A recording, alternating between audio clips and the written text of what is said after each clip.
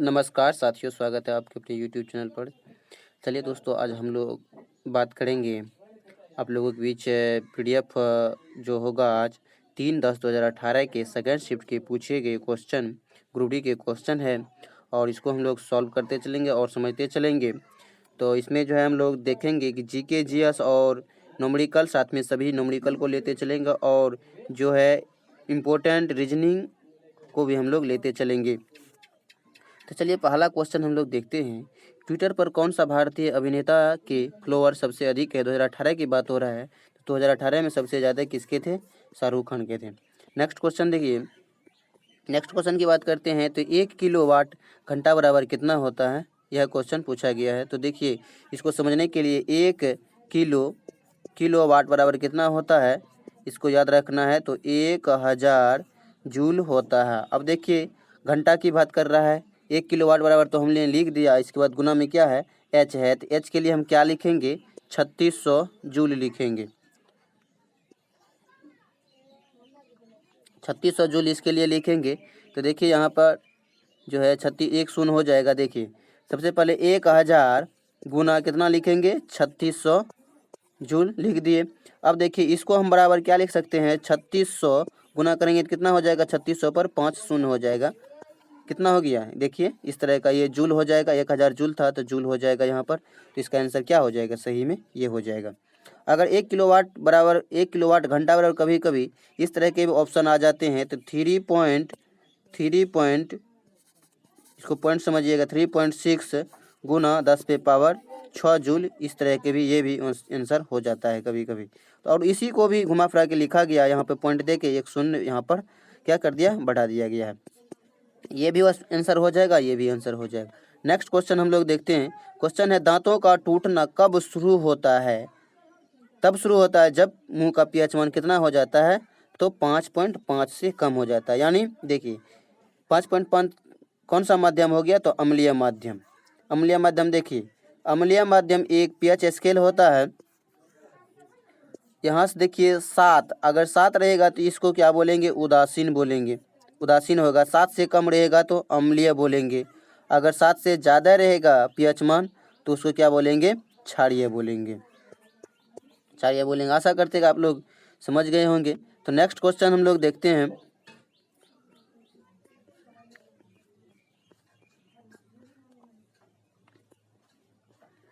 देखिए क्वेश्चन है, निम्नलिखित में से किस प्रकार के प्रजनन में पूर्ण वयस्क छोटे जीव अपने जनक शरीर से अलग हो जाते हैं और एक नया स्वतंत्र जीव बनाते हैं? देखिए स्वतंत्र जीव जब बनाते हैं तो इसमें मुकुलन हो जाएगा। मुकुलन में क्या है कि जनक शरीर से ही यह जो एक तरह से मुकुलन के माध्यम से जनक शरीर से एक छोटे खंड जो है टूटकर अलग हो जाते हैं और स्वतंत्र जीव का निर्माण करते हैं, तो इसमें मुकुलन हो जाएगा। नेक्स्ट क्वेश्चन देखिए, नेक्स्ट क्वेश्चन है, आधुनिक आवर्त सारणी के किस वर्ग में पूर्ण आवरण वाले संयोजी इलेक्ट्रॉन एवं रासायनिक रूप से अक्रिय तत्व होते हैं? तो दोस्तों याद रखिए, ये जो 18वें वर्ग यानी सबसे लास्ट वाले वर्ग हैं, इसको शून्य वर्ग भी कहा जाता है और इसमें पूर्णतः भरे हुए सेल होते हैं जो कि जिसका कि अष्टक पूर्ण होता है। अब इसमें स्थित जो है गैस को इनर्ट गैस, नोबेल गैस और अक्रिय तत्व भी होते हैं और अक्रिय गैस भी कहा जाता है। तो इसलिए इसका आंसर हो जाएगा 18वें वर्ग में। नेक्स्ट क्वेश्चन देखिए, नेक्स्ट क्वेश्चन है, निम्नलिखित में से कौन सा क्षेत्र टोडा जनजाति का मूल निवास स्थान है? तो दोस्तों टोडा जनजाति का जो निवास स्थान है नीलगिरी की पहाड़ियाँ हो जाएगा। और नीलगिरी पहाड़ियाँ की बात करते हैं तो यह जो है तमिलनाडु में स्थित है, तमिलनाडु में स्थित है और यह जो है एक प्रकार से ब्लॉक पर्वत है। नीलगिरी की पहाड़ियाँ क्या है? यह एक ब्लॉक पर्वत है। और इसकी सबसे ऊंची चोटी की बात करते हैं तो ऊंची चोटी की बात करते हैं तो ऊंची चोटी हो जाएगा कौन सा? दोडा बेटा हो जाएगा, दोडा बेटा हो जाएगा। और इसकी ऊंचाई जो है इसकी 2637 मीटर है, दोडा बेटा की ऊंचाई। तो नेक्स्ट क्वेश्चन देखिए, नेक्स्ट क्वेश्चन देखते हैं, निम्नलिखित में से किस तत्व के प्रतीक में केवल एक अक्षर होते हैं? दोस्तों इसका देखिए, तांबा का क्या हो जाएगा? Cu, कॉपर हो जाएगा। कैल्शियम का हो जाएगा Ca हो जाएगा, क्लोरीन का Cl हो जाएगा। तो देखिए सभी में दो दो अक्षर है और कार्बन में सिर्फ एक ही अक्षर होते हैं। इसका सही आंसर हो जाएगा कार्बन हो जाएगा। नेक्स्ट क्वेश्चन देखिए, नेक्स्ट क्वेश्चन है कि इसमें एक तरह से रीजनिंग का है जो कि इम्पोर्टेंट है इस तरह के। देखिए सबसे पहले इसको समझने के लिए एक वर्ग बनाते हैं। तो वर्ग में देखिए इस तरह के वर्ग में 1 2 3 4 एक बड़ा वाला 5 हो जाएगा। इसमें देखिए इस तरह के दो ठो है। देखिए एक ये हो गया बड़ा वाला, तो इसमें कितना है 5 है। अगर इसमें बात करते हैं तो इसमें भी कितना हो जाएगा 5 हो जाएगा। अब देखिए इसको देखते हैं, इस 5 5 2 है तो 5 5 10 हो जाएगा। इसके बाद देखिए यहाँ पर भी एक वर्ग बन रहे हैं। तो इसमें कितना है एक बड़ा वाला और इसके द्वारा जो बनाया गया इस तरह का ये जो है छोटा वाला, तो यानी 5 5 10 प्लस 2 हो जाएगा कितना 12 हो जाएगा, जो कि सही आंसर है। और इस तरह के इसमें ऑप्शन ही नहीं दिया गया है, तो इसलिए इस क्वेश्चन को क्या किया इग्नोर किया गया है। देखिए यहाँ पर इग्नोर लिखा हुआ।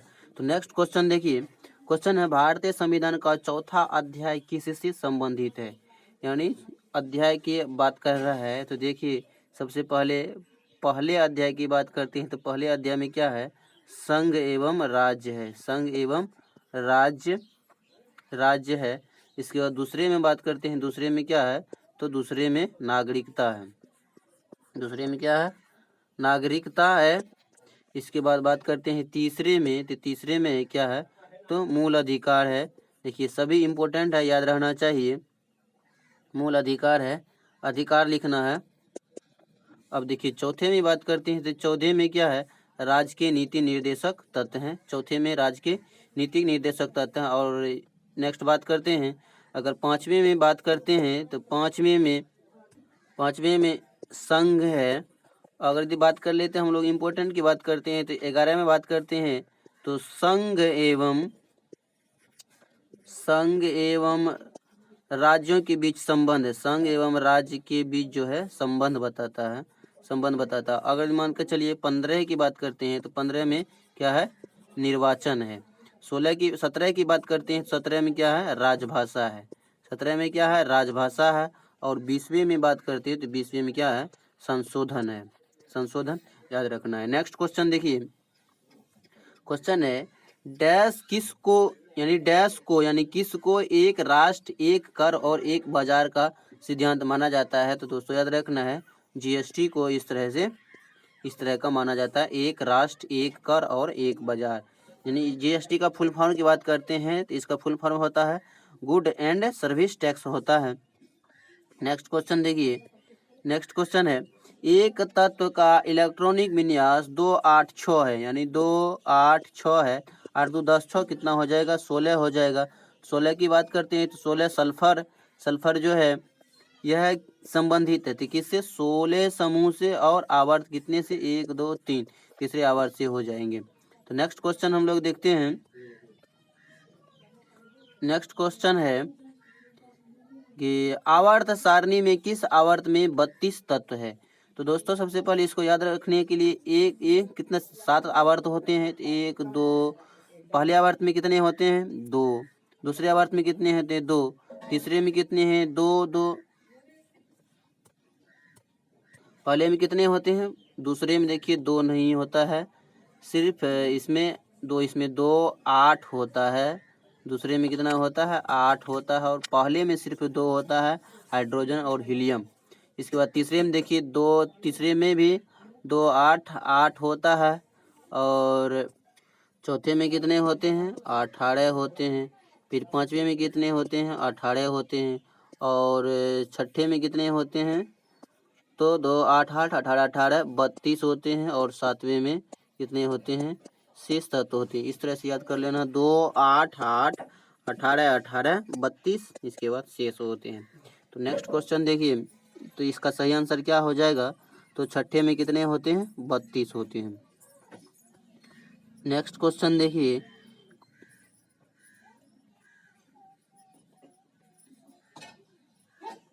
चंद्रगुप्त द्वितीय ने गुप्त साम्राज्य कितने ईस्वी में गुजरात तक विस्तार कर लिया था। तो इसका आंसर सही आंसर हो जाएगा 390 ईस्वी में। नेक्स्ट क्वेश्चन देखिए, निम्नलिखित में से क्या आर्किमिडीज के सिद्धांत पर आधारित नहीं है? तो देखिए आर्किमिडीज के सिद्धांत पर आधारित नहीं है तो इसका हो जो देखिए आर्किमिडीज जो ये किसी वस्तु के द्रव में तैरने से संबंधित नियम दिए थे। तो इससे संबंधित तैरने वाले नियम देखिए हाइड्रोमीटर, जो कि हाइड्रोमीटर तैर कर ही किसी वस्तु का यानी मतलब घनत्व जो किसी का हाइड्रोमीटर जो है यह हाइड्रोमीटर तैरने से ही संबंधित है। तो लेक्टोमीटर भी यह जो घनत्व से संबंधित है तैरने का ही। और यह जो है इसके बाद पनडुब्बी यह भी जो है उत्प्लावक से ही संबंधित है। सभी तो उत्प्लावक से ही संबंधित है। तो ओडोमीटर जो है ये स्पीड से संबंधित और दूरी को बताता है। तो देखिए सबसे पहले ओडोमीटर और स्पीडोमीटर में हम लोग अंतर समझते हैं। तो देखिए किसी भी गाड़ी में जो है दो तरह के मीटर लगे होते हैं। देखिए इसमें इस तरह के जो इसमें जो कांटा जो चलता रहता है ये क्या स्पीड को बताता है। यानी मतलब कांटा स्पीड करते हैं तो कांटा कभी यहाँ आ जाता है, फिर ज़्यादा स्पीड करते हैं तो यहाँ आ जाता है। फिर इसके बाद रेड एरिया क्षेत्र होते हैं, या कि इससे ज़्यादा नहीं जाना चाहिए। इसके बाद देखिए ये तो मेरा ये जो बता रहा है इसको क्या बोलेंगे स्पीडोमीटर। ये दूरी जो हम कभी कभी देखते हैं गाड़ी चलाते वक्त इसको स्पीडोमीटर यानी स्पीड मेरा बता रहा है कितना स्पीड पे चल रहा है। इसके बाद ओडोमीटर की बात करते हैं, ये जो मेरा लगा हुआ रहता है इसमें जो दूरी बताता है कितने किलोमीटर चला। और तो इसको जो क्या कहते हैं हम लोग ओडोमीटर कहते हैं, ओडोमीटर कहते हैं। तो आशा करते हैं कि आप लोग इसको समझ गए होंगे स्पीडोमीटर और ओडोमीटर किसको कहा जाता है। तो नेक्स्ट क्वेश्चन देखिए 15 अगस्त 2017 को भारत सरकार ने किस रूप में मनाने की घोषणा की? 15 अगस्त 2017 को सरकार ने किस रूप में मनाने की घोषणा की? तो संकल्प पर्व के रूप में मनाने की घोषणा की। नेक्स्ट क्वेश्चन देखिए निम्नलिखित में से कौन सी अत्यधिक ऊष्माक्षेपी है? यानी ऊष्माक्षेपी की बात करते हैं तो इसमें क्या होगा गर्मी पैदा करेंगे। तो इसमें क्या होगा सल्फ्यूरिक अम्ल को जब जल में हम लोग मिलाते हैं H2SO4 को तो क्या होगा यह एक तरह से गर्मी पैदा और भाप निकलते हैं। नेक्स्ट क्वेश्चन देखिए तो इसका सही आंसर हो जाएगा सल्फ्यूरिक अम्ल और जल हो जाएगा। नेक्स्ट क्वेश्चन देखिए नेक्स्ट क्वेश्चन है जी की SI इकाई त्वरण की SI इकाई के बराबर होती है जो कि कितना होता है? तो मीटर प्रति सेकंड स्क्वायर होता है जी और त्वरण की इकाई। नेक्स्ट क्वेश्चन देखिए क्वेश्चन है जब प्रकाश किसी माध्यम से सघन माध्यम विरल माध्यम से लिखा हुआ है। तो देखिए विरल माध्यम से सघन माध्यम इसको हम मान लेते हैं कि अभिलंब है। अब देखिए जब विरल माध्यम से सघन इसको हम सघन मानेंगे। किसी भी अगर विरल माध्यम से सघन माध्यम में जाते हैं तो प्रकाश की गति जो है अभिलंब की ओर मुड़ जाती है और उसका गति क्या होती है कम हो जाती है, तभी उसका जो है ये मुड़ जाती है।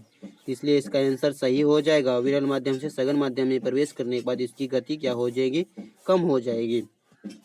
नेक्स्ट क्वेश्चन देखिए दिया गया प्रतीक किस तत्व का प्रतिनिधित्व करता है? तो यह जो है यह हाइड्रोजन का प्रतीक है। तो देखिए हम लोग कुछ इम्पोर्टेंट प्रतीक चिन्ह जो डाल्टन साहब के द्वारा दिए गए थे तो उसको हम लोग एक बार रिवीजन कर लेते हैं। अगर हाइड्रोजन की बात करते हैं तो हाइड्रोजन जो है उसका प्रतीक चिन्ह अभी देख लिए जस्ट में क्या होता है इस तरह से होते हैं, इसमें पॉइंट होगा। तो अब देखिए इसमें O2 की बात करते हैं तो ऑक्सीजन की बात करते हैं तो ऑक्सीजन के लिए सिर्फ शून्य दिए थे, लेकिन इसमें क्या दिए थे ऊपर वाले में पॉइंट होगा यहाँ पर। इसके बाद ऑक्सीजन के लिए सिर्फ गोल एक तरह से शून्य तरह से बना दिए गए थे। इसके बाद फास्फोरस की बात करते हैं तो इस तरह के चिन्ह दिए थे, इसके बाद देखिए सल्फर की बात करते हैं तो सल्फर के लिए S सूत्र दिए थे। इसके बाद अगर Hg के लिए बात करते हैं Hg यानी मरकरी यानी पारा के लिए बात करते हैं तो पारा के लिए प्रतीक चिन्ह जो है इस तरह से दिए थे, यानी चारों तरफ से एक शून्य तरह से, यानी पॉइंट दिया गया था। तो नेक्स्ट अब देखिए, अगर यदि नाइट्रोजन की बात करते हैं तो N2 के लिए इस तरह का चिन्ह दिए गए थे। अगर कार्बन की बात करते हैं तो कार्बन के लिए इस तरह से दिए गए थे, कार्बन के लिए इस तरह से दिए गए थे, सिर्फ ब्लैक चिन्ह दिए गए थे, इसको काला कर देना है, तो कार्बन के लिए ये चिन्ह हो जाएगा। तो नेक्स्ट क्वेश्चन हम लोग देखते हैं, बड़े परमाणु वाले तत्वों के से बने बंध कैसे होते हैं? तो यानी बड़े परमाणु से बंधने वाले को क्या होते हैं? बहुत कमजोर होते हैं।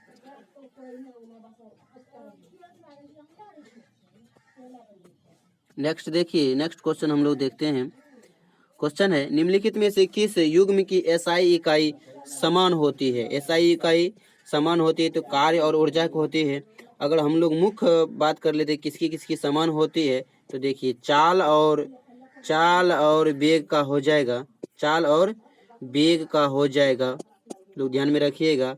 इसके बाद भार और बल का हो जाएगा, भार और बल का हो जाएगा। इसके बाद आवेग और संवेग का हो जाएगा, आवेग और संवेग का हो जाएगा, संवेग का हो जाएगा। इसके बाद कार्य और ऊर्जा का हो जाएगा, कार्य और ऊर्जा यहाँ लिखा हुआ ही है। तो नेक्स्ट क्वेश्चन देखिए, नेक्स्ट क्वेश्चन हम लोग देखते हैं, वन इंडियन गर्ल पुस्तक के लेखक कौन है? तो चेतन भगत है। चेतन भगत से संबंधित जितने भी पुस्तक है आप लोग ध्यान में रखिएगा। देखिए, प्रकाश वर्ष द्वारा किसे मापा जाता है? यानी प्रकाश वर्ष जो है दूरी का मात्रक है, यानी एक वर्ष में कितने दूरी, प्रकाश कितने दूरी तय किए गए, तो उसको इसका मात्रक माना जाता है। तो इसलिए इसका दूरी का मात्रक हो जाएगा। अगर एक प्रकाश वर्ष की बात करते हैं, एक प्रकाश वर्ष की बात करते हैं तो 9.467 गुना 10 पे पावर कितना हो जाएगा? 15 मीटर हो जाएगा। 9.467 गुना 10 पे पावर 15 मीटर हो जाएगा। 15 देखिए माइनस नहीं होगा, 15 हो जाएगा। तो नेक्स्ट क्वेश्चन हम लोग देखते हैं,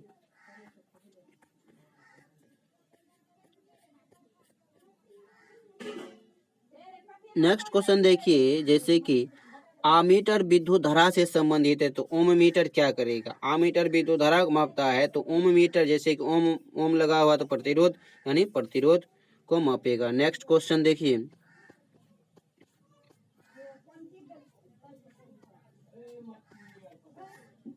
क्वेश्चन है कि कौन सा शहर साबरमती नदी के तट पर बसा हुआ है? तो साबरमती तट पर कौन सा है? अहमदाबाद शहर जो है बसा हुआ है। नेक्स्ट क्वेश्चन देखिए,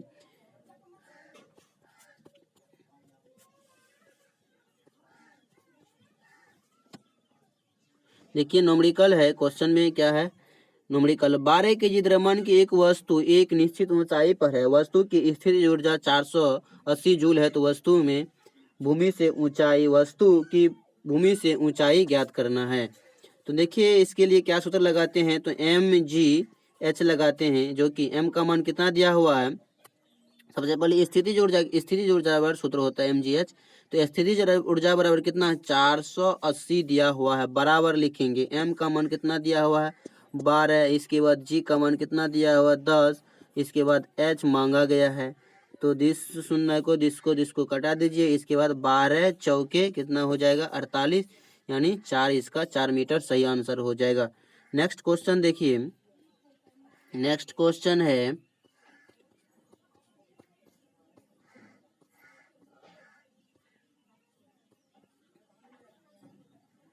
कि नेक्स्ट क्वेश्चन है, निम्नलिखित में से कौन सी वस्तु में स्थितिज ऊर्जा होगी? स्थितिज ऊर्जा होगी, एक ऊर्जा होगी उठाया हुआ हथौड़ा में। देखिए उठाया हुआ हथौड़ा जो होता है उसमें क्या होता है? स्थितिज उठाया हुआ सिर्फ, यानी गिरेगा तभी उसमें ऊर्जा पर ऊर्जा मिलेगा। तो इसमें स्थितिज उठाया हुआ है, तो यह क्या? स्थितिज उसमें ऊर्जा है। देखिए एक लुढ़कता हुआ पत्थर इसमें नहीं है, चलती हुई गोली में क्या? गति चल रही है, हवा बह रही है, तो तेजी से बह रही है, उसमें गतिज ऊर्जा है। तो स्थितिज ऊर्जा किसमें हो जाएगा? उठाया हुआ हथौड़ा में। नेक्स्ट क्वेश्चन देखिए, नेक्स्ट क्वेश्चन है,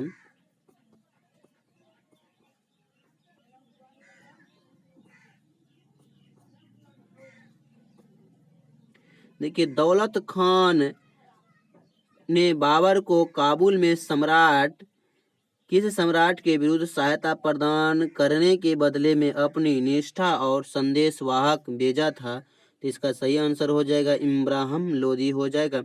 एक बार फिर से इसको समझते हैं। दौलत खान ने बाबर को काबुल में सम्राट डैश के विरुद्ध सहायता प्रदान करने के बदले में अपनी निष्ठा के लिए संदेशवाहक भेजा था। तो इब्राहिम लोदी हो जाएगा सही आंसर। नेक्स्ट क्वेश्चन देखिए, इस तरह से आज का पीडीएफ समाप्त होता है। दोस्तों अगर आप लोग इसी तरह की वीडियो पाना चाहते हैं तो मेरा एक ग्रुप डी का और एनटीपीसी का डेली सेशन और सभी वीडियो अपलोड करते जा रहे हैं। एनटीपीसी का भी चल रहा है, आप लोग प्लेलिस्ट में देख लीजिएगा, और ग्रुप डी का भी सेशन चल रहा है, इसका भी पीडीएफ हम सॉल्व करते जा रहे हैं। दोस्तों अगर आप लोग इस तरह की वीडियो चाहते हैं, अगर आप ग्रुप डी या एनटीपीसी रेलवे की तैयारी करते हैं तो आप लोग चैनल को सब्सक्राइब कर लें और लाइक करें, शेयर करें, कमेंट भी करें। आपको जो भी प्रॉब्लम होता है, नए हैं तो सब्सक्राइब कर लें। तो चलिए मिलते हैं नेक्स्ट वीडियो में। तब तक के लिए व्यस्त रहें, मस्त रहें और स्वस्थ रहें। तो जय हिंद, जय भारत।